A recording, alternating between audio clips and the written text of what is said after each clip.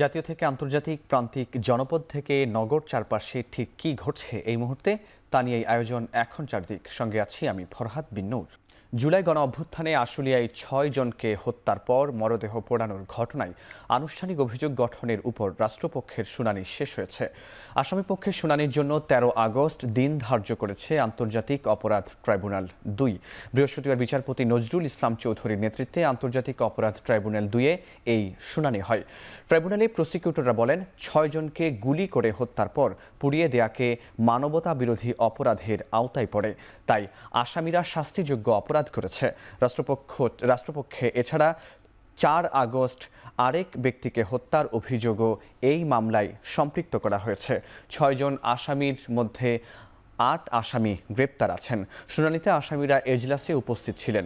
তারা হলেন সাভার সার্কেলের সাবেক অতিরিক্ত পুলিশ সুপার মোহাম্মদ শহীদুল ইসলাম, ঢাকা জেলা সাবেক অতিরিক্ত পুলিশ সুপার আবদুল্লাহিল কাফি, ঢাকা জেলা গোয়েন্দা পুলিশ উত্তরের সাবেক পরিদর্শক মোহাম্মদ আরাফাত হোসেন, আশুলিয়া থানার সাবেক উপপরিদর্শক আব্দুল মালেক, আরাফাত উদ্দিন, কামরুল হাসান ও শেখ আফজালুল হক এবং সাবেক কনস্টেবল মুকুল চোকদার। এদিকে রামপুরা এলাকায় ২ জনকে হত্যা ও এক ব্যক্তিকে কার্নিশে ঝুলে থাকা অবস্থায় ওসি করার মামলায় ডিএমপির সাবেক কমিশনার হাবিবুর রহমান সহ ৫ জনকে আসামি করে অভিযোগপত্র দাখিল করা হয়েছে।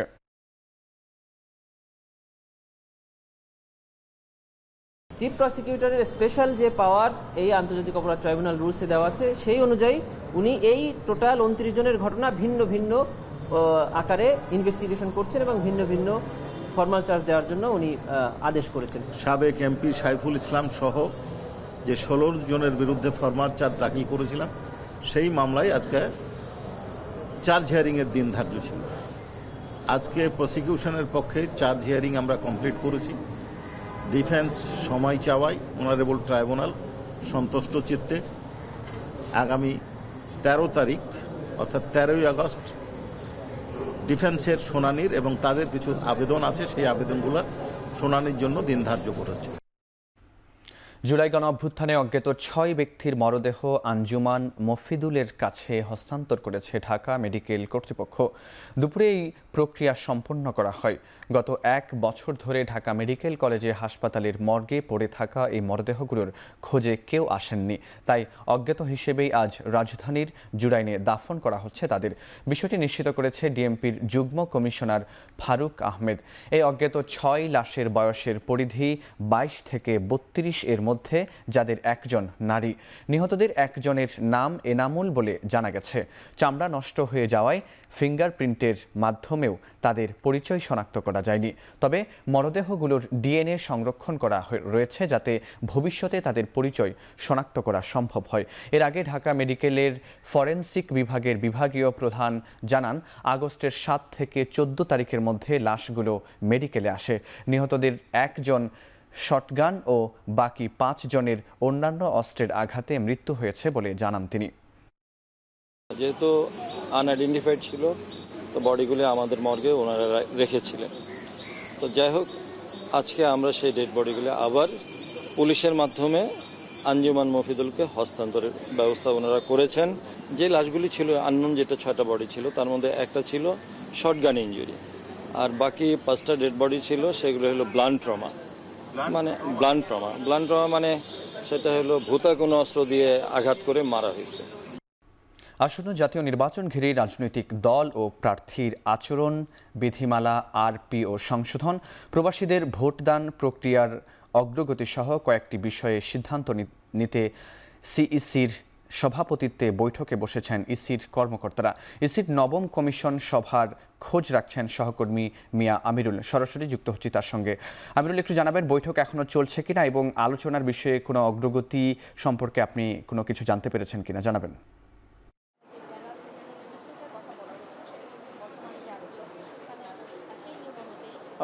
আপনার শেষ কথা দিয়ে যদি শুরু করি যে আলোচনার অগ্রগতি মূলত আজকের যেই কথাটি উঠে এসেছে মূলত যে রাজনৈতিক দল এবং প্রার্থীর মূলত আচরণ বিধিমালা চূড়ান্তর যে বিষয় আমরা কিন্তু দেখেছিলাম যে নির্বাচনের ক্ষেত্রে যে প্রচারণা করা হয় সেখানে কিন্তু বিভিন্ন ধরনের আইন লঙ্ঘনের একটি বিষয় থাকে। সেই সাথে আমরা এবার দেখেছিলাম যে পরিবেশ বান্ধব দিক বিবেচনায় কিন্তু যে খসড়াটি করা হয়েছিল জুনের শেষ নাগাদ যে নির্বাচনী প্রার্থীর আচরণের ক্ষেত্রে কিংবা প্রচারণার ক্ষেত্রে আমরা দেখেছিলাম যে পোস্টারের ব্যবহারের বিষয়টি বাতিল করার একটি সুপারিশ রয়েছে। সেই সাথে আমরা কমিশনের পক্ষ থেকে বারে বারে যে বিষয়টি এখানতে বলা হচ্ছে যে মূলত নির্বাচনের ক্ষেত্রে বর্তমানে যেহেতু সামাজিক যোগাযোগ মাধ্যমের একটি বিপুল ব্যবহার বলা চলে বিভিন্ন জায়গায় রয়েছে, সেখানটা এআই প্রযুক্তি যেখানে যুক্ত হয়েছে সেখানে কিন্তু বিভিন্ন ধরনের গুজব এবং এর অপব্যবহারের যে বিষয়টি সেটি সামনে এসেছে। এরই মধ্যে আমরা দেখেছিলাম যে কমিশনের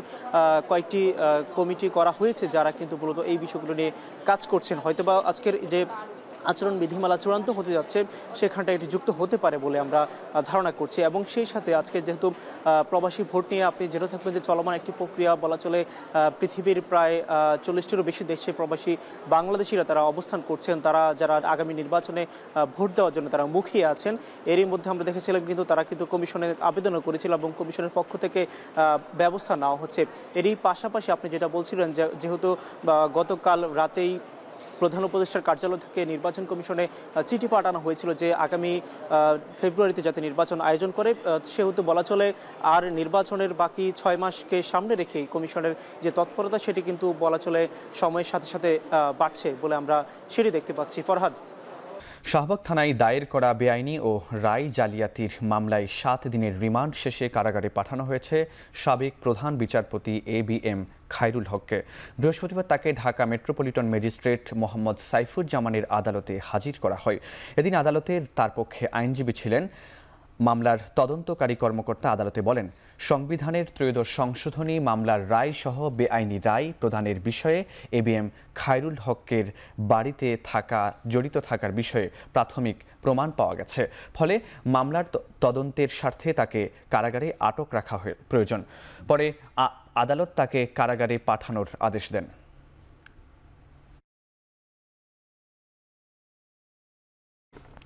মধ্যপ্রাচ্যগামী কর্মীদের স্বাস্থ্য পরীক্ষায় যারা অনিয়ম ও দুর্নীতি করছে তাদের আইনের আওতায় আনার দাবি জানিয়েছে গালফ হেলথ কাউন্সিল অনুমোদিত মেডিকেল সেন্টারের মালিকরা। সকালে জাতীয় প্রেস ক্লাবের সংবাদ সম্মেলনে এ দাবি জানিয়ে তারা বলেন, এমন অনিয়ম চলতে থাকলে মধ্যপ্রাচ্যে বাংলাদেশি কর্মী পাঠানোর ক্ষেত্রে নেতিবাচক প্রভাব পড়বে, বন্ধ হয়ে যেতে পারে শ্রমবাজার। এরই মধ্যে ভুয়া মেডিকেল সার্টিফিকেট ও সনদের কারণে আরব আমিরাত সহ বিভিন্ন দেশে বাংলাদেশিদের ভিসা পাওয়া কঠিন হয়ে পড়েছে। তারা আরও দাবি করেন, 90% মেডিকেল সেন্টার সঠিকভাবে কাজ করছে, তবে অল্প কিছু প্রতিষ্ঠানের অনিয়মের কারণে ক্ষতিগ্রস্ত হচ্ছেন কর্মীরা। ফলে তাদের গুনতে হচ্ছে নির্ধারিত খরচের 4 গুণ বেশি অর্থ। এতে নষ্ট হচ্ছে দেশের ভাবমূর্তি। এমন অনিয়ম বন্ধে স্বাস্থ্য ও প্রবাসী কল্যাণ মন্ত্রণালয়কে যথাযথ পদক্ষেপ নেয়ার আহ্বান জানান বিক্ষুব্ধরা। একদিকে জনশক্তি রপ্তানির পরিমাণ বাড়েনি, কিন্তু মেডিকেলের সংখ্যা বেড়েছে অনেক গুণ, ফলে সকলের টিকে থাকতে ভীষণ কষ্ট হয়। এইটাকে পুঁজি করে এক শ্রেণীর স্বার্থান্বেষী, লোভী, অসৎ এবং প্রতারকেরা বিভিন্ন উপায়ে অর্থ উপার্জনের হাতিয়ার হিসেবে কিছু অবৈধ পন্থা খুঁজে বের করে। এই চক্রটি এতটাই বেপরোয়া হয়ে যায় যে কোনো কিছুই তাদের কাছে অনৈতিক বা অন্যায় মনে হয় না, এবং এত ব্যাপকভাবে তারা অনিয়ম করতে থাকে যে সমাজের সমস্ত মানুষের কাছে বিষয়টি স্পষ্ট হয়ে ওঠে। টাঙ্গাইলে পিকআপ ও মোটর সাইকেলের সংঘর্ষে 3 জন নিহত হয়েছেন। এ ঘটনায় আহত হয়েছেন আরও 1 জন। ভোরে জেলার ধনবাড়ী উপজেলার বিলাসপুর বটতলা এলাকায় এই দুর্ঘটনা ঘটে। নিহতরা হলেন জামালপুরের মেলান্দহ উপজেলার আল আমিন ও স্বপন মিয়া আর জামালপুর সদরের মানিকাবাড়ি গ্রামের মোহাম্মদ জুয়েল। পুলিশ জানায়, নিহতের মধ্যে 2 জন মোটর সাইকেল আরোহী ও 1 জন পিকআপ চালক।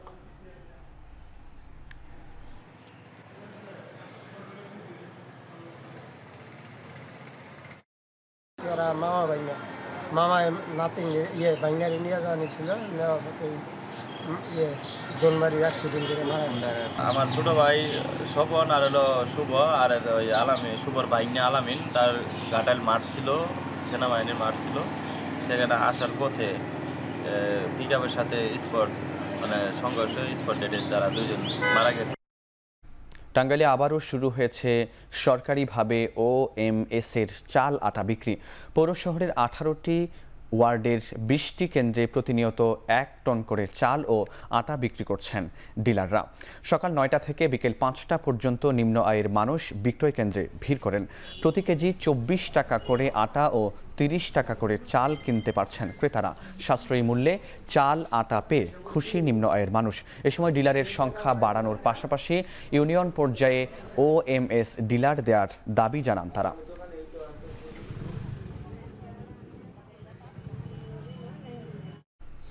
কক্সবাজারের মহেশখালীতে কোস্টগার্ড ও পুলিশের যৌথ অভিযানে 1,50,00,000 মিটার অবৈধ কারেন্ট জাল জব্দ করা হয়েছে। আইনশৃঙ্খলা বাহিনী জানায়, কোস্টগার্ড ও পুলিশ যৌথভাবে দল মহেশখালীর কুতুব জুমের তাজিয়া কাটা সংলগ্ন এলাকায় অভিযান চালায়। এ সময় একটি বাড়িতে তল্লাশি করে প্রায় 1,50,00,000 মিটার অবৈধ কারেন্ট জাল জব্দ করা হয়। তবে অভিযানের সময় যৌথ বাহিনীর উপস্থিতি টের পেয়ে কারেন্ট জাল ব্যবসায়ীরা পালিয়ে যায়। এ ঘটনায় কাউকে আটক করা সম্ভব হয়নি। তবে পরবর্তীতে জব্দকৃত কারেন্ট জাল উপজেলা মৎস্য কর্মকর্তার উপস্থিতিতে জনসম্মুখে নষ্ট করা হয়। দেশের মৎস্য সম্পদ রক্ষায় এমন অভিযান চলবে বলে জানিয়েছে আইন শৃঙ্খলা বাহিনী।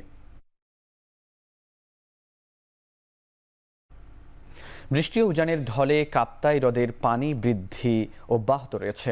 চতুর্থ দফায় জল কপাট খোলার পরেও প্লাবিত হচ্ছে নিম্নাঞ্চল।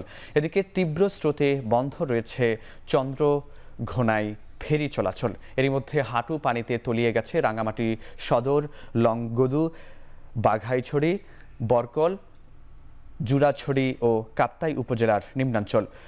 পানিবন্দী হয়ে পড়েছে অন্তত 20 থেকে 25,000 মানুষ। সড়ক ডুবে যাওয়ায় ভেঙে পড়েছে যোগাযোগ ব্যবস্থা। জেলা প্রশাসনের পক্ষ থেকে প্রস্তুত করা হয়েছে আশ্রয়কেন্দ্র।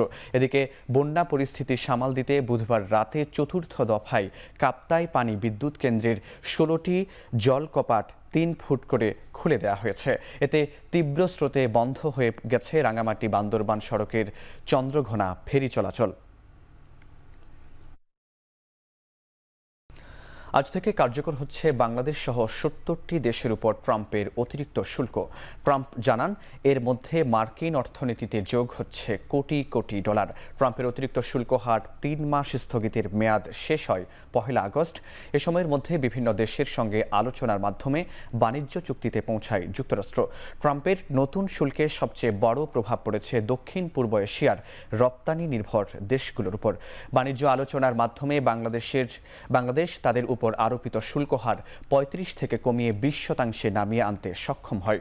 এর ফলে প্রতিযোগী দেশগুলোর তুলনায় শুল্ক হার উল্লেখযোগ্য পরিমাণে কম হওয়ায় অনেকটা স্বস্তিতে আছে বাংলাদেশের তৈরি পোশাক খাত। এদিকে উচ্চ 50% শুল্ক হার নিয়ে অস্থিরতায় ভুগছে ভারতের পোশাক শিল্প। পাকিস্তানের শুল্ক হার বাংলাদেশ থেকে 1% কম হলেও ব্যবসায়িক সুযোগ সুবিধার দিক থেকে অনেকটা পিছিয়ে। আর চীনের শুল্ক আলোচনা 12 আগস্ট পর্যন্ত স্থগিত রেখেছে ওয়াশিংটন। এদিকে প্রতিবেশী দেশ কানাডা ও ব্রাজিল উচ্চ শুল্কের মুখে পড়লেও 15% নিয়ে অনেকটা সহনীয় পর্যায়ে আছে ইউরোপীয় ইউনিয়নের শুল্ক হার।